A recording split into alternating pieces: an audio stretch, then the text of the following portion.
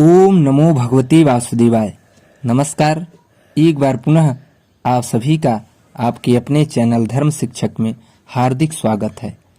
पौराणिक मान्यतानुसार देवता अपनी दिवाली कार्तिक पूर्णिमा की रात को मनाते हैं, इसलिए इस दिन को देव दिवाली कहा जाता है। इस दिन नदी, घाट तथा तीर्थ क्षेत्रों में स्नान का और अपनी क्षमतानुसार दान का अधिक महत्व माना गया है। माना जाता है कि इस दिन किसी भी पवित्र नदी में स्नान करने से मनुष्य के सभी पाप नष्ट हो जाते हैं तथा किसी भी मंदिर, शिवालयों या नदी तट पर दीपदान करना भी विशेष महत्व कहा गया है। मान्यतानुसार इस दिन दीपदान करने से समस्त देवताओं का आशीर्वाद प्राप्त होता है। पुराणों में वर्णित है कि भगवान शिव ने त्रिपुरारी का अवतार लेकर त्रिपुरासुर और उनके असुर भाइयों को मार दिया था। इसी वजह से इस पूर्णिमा का अन्य नाम त्रिपुरी पूर्णिमा भी है।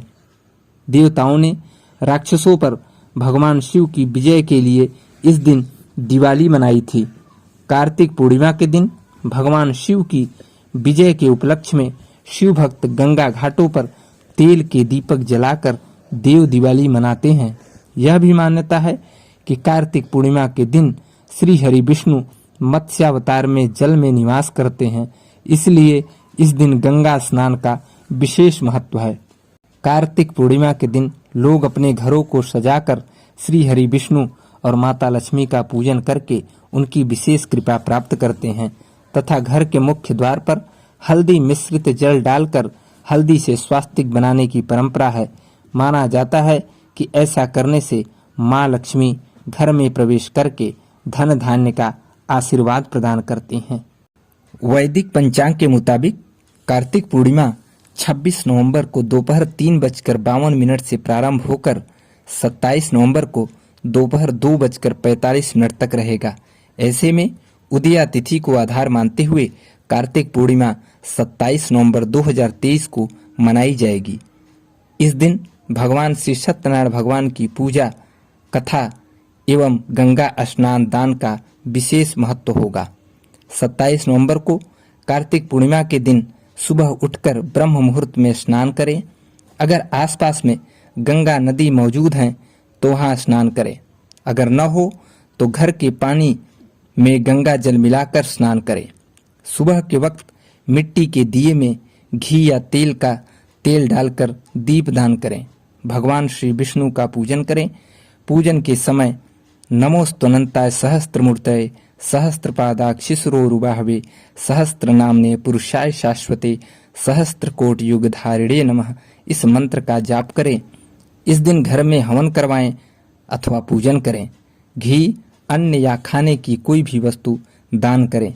सायंकाल के समय किसी भी मंदिर में दीप दान करें। इस दिन भगवान श्री विष्णु सहस्त्रनाम स्तोत्र, विष्णु चालीसा का पाठ करें और ओम विष्णुवे नमः, ओम नारायणाय नमः, ओम सोम सोमाय नमः, ओम नमः शिवाय, ओम चम चंद्रमस्ये नमः आदि का अधिक से अधिक जाप करें। कार्तिक पूर्णिमा पर कुछ विशेष उपाय बताए गए हैं जिन्हें करने से आपको उत्तम फलों की प्राप्ति होगी। जैसे पूर्णिमा के दिन प्रातः काल जागकर व्रत का संकल्प लें और किसी पवित्र नदी, सरोवर या कुंड में स्नान करें। इस दिन चंद्रोदय पर शिवा, संभूति, संतति, प्रीति, अनुसुईया और क्षमा इन 6 कृतिकाओं का पूजन अवश्य करना चाहिए। कार्तिक पूर्णिमा की रात्रि में व्रत करके बैल का दान करने से शिव पद प्राप्त होता है। गाय, हाथी, घोड़ा, रथ और घी आदि का दान करने से संपत्ति बढ़ती है। इस दिन भेड़ का दान करने से ग्रह योग के कष्टों का नाश होता है।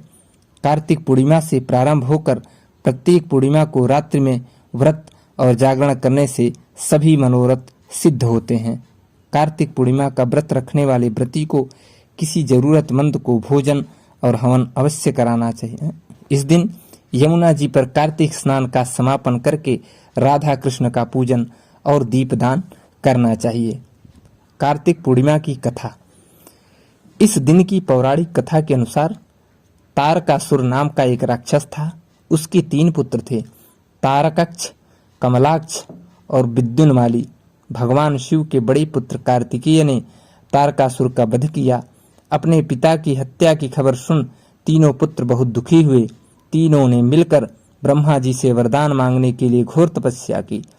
ब्रह्मा जी तीनों की तपस्या से प्रसन्न हुए और बोले कि मांगो, क्या वरदान मांगना चाहते हो।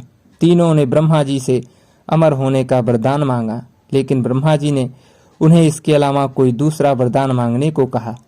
तीनों ने मिलकर फिर सोचा और इस बार ब्रह्मा जी से 3 अलग नगरों का निर्माण करवाने के लिए कहा, जिसमें सभी बैठकर सारी पृथ्वी और आकाश में घुमा जा सके।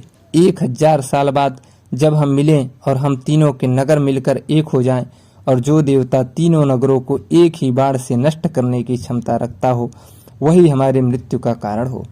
ब्रह्मा जी ने उन्हें ये वरदान दे दिया। तीनों वरदान पाकर बहुत खुश हुए।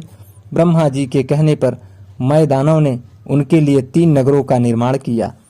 तारकक्ष के लिए सोने का, कमला के लिए चांदी का और विद्युन्माली के लिए लोहे का नगर बनाया गया। तीनों ने मिलकर तीनों लोकों पर अपना अधिकार जमा लिया।